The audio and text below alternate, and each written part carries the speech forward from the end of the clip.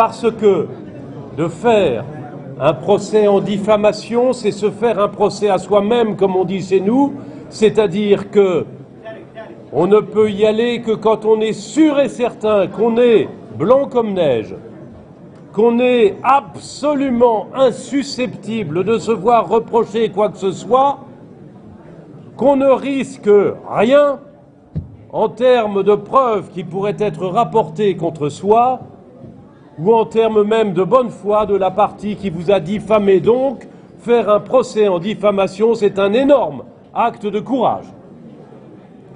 La deuxième chose que je veux dire, c'est pour rebondir sur le « nous avons gagné » que vous avez indiqué pour commencer votre propos. Nous avons gagné. Il est reconnu comme menteur et ce mensonge est reconnu comme ayant fracturé votre honneur au point que seule une peine, avec le mot prison, même s'il est prononcé avec sursis, est à même de réparer cet honneur bafoué. Mais nous avons gagné aussi parce que la paix dans la ville de Dakar et au Sénégal a été acquise à la fin de l'audience qui a été saluée par la population comme porteuse d'une décision de justice à la fois qui répare, mais à la fois qui apaise et qui jamais n'est là pour mettre de l'huile sur le feu et qui donc n'est pas une décision politique. Ce sont des juges qui ont rendu une décision judiciaire dans la grande tradition de votre pays, le Sénégal, qui est un pays de droit respecté dans le monde entier. Voilà ce que je voulais vous dire d'abord. La deuxième chose, le ministre m'a demandé d'aborder le problème de mon confrère compatriote qui a été reconduit à la frontière avant-hier soir. Je regrette évidemment qu'on ait reconduit à la frontière un avocat. Ce n'est pas un ancien bâtonnier de Paris qui va vous dire que c'est une chose qui le satisfasse. Mais comment accueillir quelqu'un qui annonce dans un brûlot qu'il diffuse partout via Internet que le chef de l'État ici est un tyran et qu'il a la recette de cuisine pour organiser une insurrection.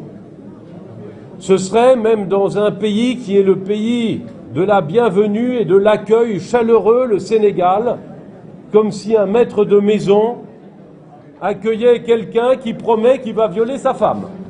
C'est quelque chose qu'on ne peut pas demander à un État normalement constitué et organisé.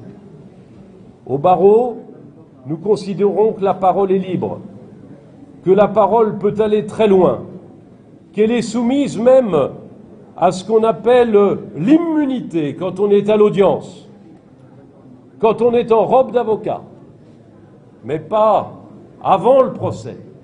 Vous remarquerez que je n'ai jamais pris la parole avant le procès. Vous remarquerez qu'avant le procès, personne ne savait que je participais à l'équipe. Et vous aurez à savoir que la veille et l'avant-veille du procès, je suis venu respectueusement faire des visites d'usage aux autorités judiciaires du pays et aussi au bâtonnier en lui indiquant que je relevais de son autorité. C'est comme ça qu'on fait. Ce sont les règles et usages du barreau. Il les a méconnus.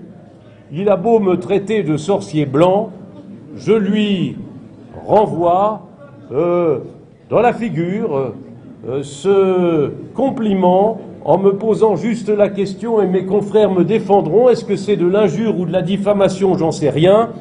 Mieux vaut en rire et dire de ce jeune avocat qu'il confond vitesse et précipitation et qu'il aurait mieux fait d'attendre le tribunal pour nous honorer de ses plaidoiries même si ce sont des brûlots. Voilà ce que je voulais dire. Donc bien sûr, je regrette qu'il n'ait pas pu venir, mais je dénonce son manque de respect des usages et de l'honneur professionnel qui appartient à tout avocat et qui participe à son serment. Le serment des avocats est le même au Sénégal qu'en France. Voilà ce que je voulais vous indiquer. Puis effectivement, le ministre vous a dit qu'il y avait un appel. Sachez que l'appel de notre part est un appel mécanique dès lors que le parquet a formé appel. Et donc nous nous retrouverons probablement bientôt. Voilà, je passe la parole à mes confrères sous l'autorité de laquelle je me trouve et je les remercie pour leur accueil. Merci infiniment à vous tous aussi.